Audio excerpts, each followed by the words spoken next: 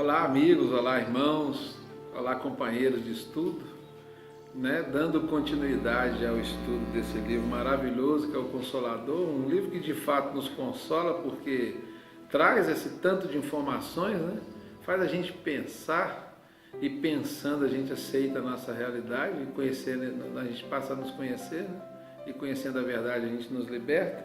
Então estamos hoje iniciando aqui mais essa gravação da continuidade, da parte das ciências aplicadas, conforme nós falamos no último vídeo, é a última parte da parte científica, da área científica. E nessas ciências aplicadas a gente está vendo agricultura, engenharia, medicina, educação e economia.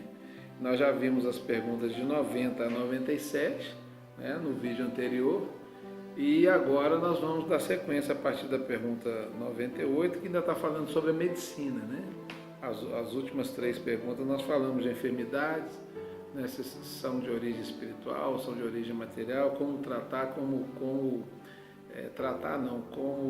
nos portarmos perante essas enfermidades, E como sempre a gente pede que vocês participem, não fiquem com dúvida, se gostarem dê o like, inscrevam-se no canal se não se inscreveram ainda. E se tiverem dúvidas, perguntem, aí digitem aí que a gente vai ter maior alegria em responder. Então vamos continuar, a parte repetindo das ciências aplicadas e que fala de agricultura, engenharia, medicina, educação e economia. Nós falamos de agricultura e medicina, iniciamos e continuamos a medicina, passando para a medicina espiritual. Pergunta 98. Nos processos de cura, como deveremos compreender o passe? O passe é aquilo que as casas espíritas utilizam como um componente do tratamento, É a imposição de mãos ou auxiliando na energia do corpo. Então, nos processos de cura, como deveremos compreender o passe? Resposta de Emmanuel. Assim como a transfusão de sangue representa uma renovação de forças físicas, o passe é uma transfusão de energias psíquicas, com a diferença de que os recursos orgânicos são retirados de um reservatório limitado e os elementos psíquicos são de um reservatório ilimitado das forças espirituais. Como deve ser recebido e dado o passe? Pergunta 99. O passe poderá obedecer à fórmula que forneça maior porcentagem de confiança, não só a quem o dá, como também a quem o recebe. Devemos esclarecer, todavia, que o passe é a transmissão de uma força psíquica e espiritual, dispensando qualquer contato físico na sua aplicação. Pergunta número 100. A chamada benzedura, na benzição, conhecida nos meios populares, será uma modalidade de passe? As chamadas benzeduras, tão comuns no ambiente popular, sempre que empregadas na caridade, são expressões humildes do passe regenerador, vulgarizado ou popularizado nas instituições espíritas de socorro e de assistência. Jesus nos deu a primeira lição nesse sentido, impondo as mãos divinas sobre os enfermos e sobre os sofredores, no que foi seguido pelos apóstolos do cristianismo primitivo. Toda boa dádiva e dom perfeito vem do alto, dizia o apóstolo na profundeza de suas explanações. A prática do bem pode assumir as fórmulas mais diversas. Sua essência, porém, é sempre a mesma diante do Senhor. Olha que interessante. Benzer é o passe mais sincero que existe. As pessoas não sabem técnica nem nada, mas estão dando o que tem de si, do seu amor, do seu carinho. E aí doam sua energia, conseguem consertar a energia das pessoas que estão lá recebendo aquilo. Que bacana. Eu vou repetir a última frase. A prática do bem pode assumir as fórmulas mais diversas. Sua essência, porém, é sempre a mesma diante do Senhor. 101. Por que não será permitida às entidades espirituais a revelação dos processos de cura da hanseníase, do câncer, etc.? Olha que interessante. Já que a espiritualidade nos ajuda, por que não traz assim uma fórmula que cura uma doença que é séria? Não vamos esquecer que esse livro já tem 70 anos, que ele foi escrito. Então, naquela época não tinha muito tratamento de hanseníase, de câncer. Nós já temos. O câncer, os exames preventivos curam, A hanseníase quase não existe mais. Mas por que essas doenças severas, a espiritualidade não revela os processos de cura? Olha que resposta primorosa.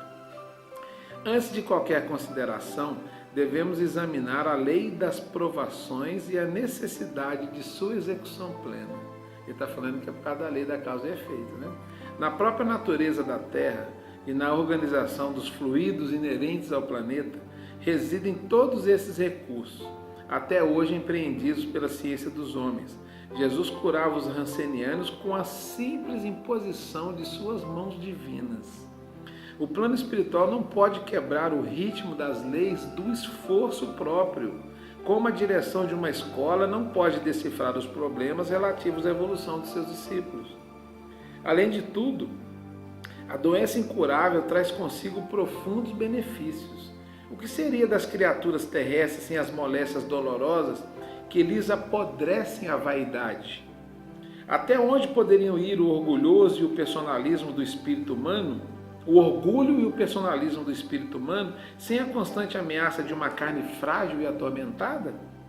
Observemos as dádivas de Deus no terreno das grandes descobertas, mobilizadas para a guerra de extermínio, e contemplemos com simpatia os hospitais isolados e escuros, onde tantas vezes a alma humana se recolhe para as necessárias meditações. Resposta: a espiritualidade não manda o remédio para as coisas, porque a doença é provocada por nossas atitudes. Nós temos que aprender. A doença é a cura. Através da doença nós melhoramos. Na verdade, tem essa necessidade das leis da provação, da lei da causa e do efeito. A gente tem que passar. 102. Podem os espíritos amigos atuar sobre a flora microbiana nas moléstias incuráveis, atenuando o sofrimento da criatura? Aí é uma pergunta diferente. O sofrimento a gente tem que passar. A cura nós procuramos. Pode ser nessa encarnação, pode ser em várias. Mas pode os espíritos atuarem atenuando os sofrimentos? Resposta: as entidades amigas podem diminuir a intensidade da dor nas doenças incuráveis, bem como até afastar essa dor completamente, se esse benefício puder ser levado a efeito no quadro das provas individuais, sob os desígnios sábios e misericordiosos do plano superior. Eles podem atuar, mas até aí tem que ver se está no processo kármico, se aquela pessoa tem merecimento ou não, se ela pode ou deve passar por aquilo. Tanto é que as casas espíritas têm tratamento que ajuda até na cura de doenças. Na verdade, se assim não fosse, qual seria a utilidade desses tratamentos, né? Pergunta 103. No tratamento ministrado pelos espíritos amigos, a água fluidificada para o doente terá o mesmo efeito em outro enfermo, em outro doente? Ou seja, a água para um tem o mesmo efeito em outro? Resposta: a água pode ser fluidificada de modo geral, em benefício de todos.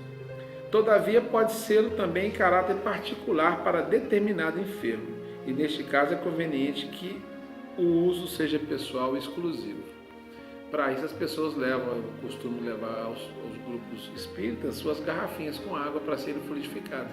A espiritualidade amiga vê a necessidade de cada um, pode fluidificar de uma maneira geral, colocando um fortificante, uma coisa bacana que serve para todos, ou vendo a necessidade de cada um e o merecimento, pode pôr em cada um um remédio próprio, direcionado à necessidade daquela pessoa. Pergunta 104. Existem condições especiais para que os espíritos amigos possam fluidificar a água pura, como a presença de médios curadores, reuniões de vários elementos, como luz, como energia, como flores perto? Resposta: a caridade não pode atender a situações especializadas.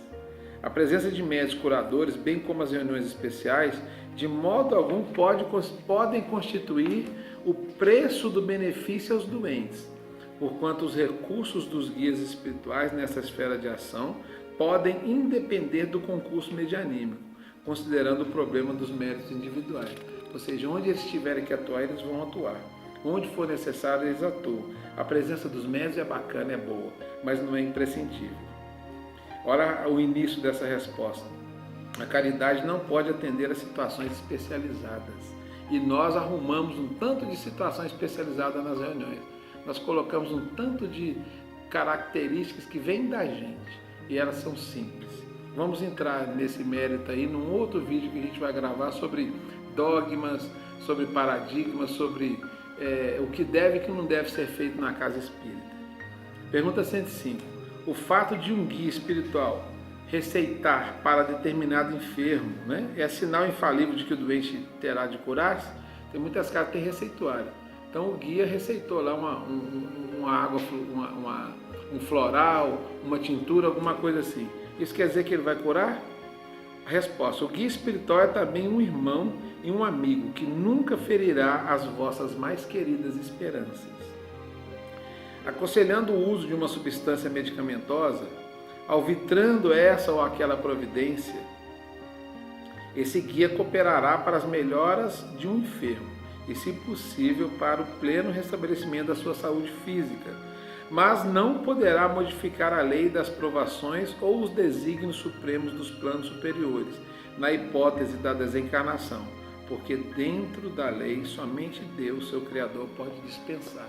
Ou seja, a espiritualidade receita, ajuda, orienta, encaminha determinada medicação, mas a cura, toda a cura, vai depender do merecimento da pessoa. O trabalho de ajudar a pessoa a se melhorar, todos vão fazer, mas a cura, assim, real, é a pessoa que faz, não é isso? Olha que bacana essa parte que nós vimos hoje.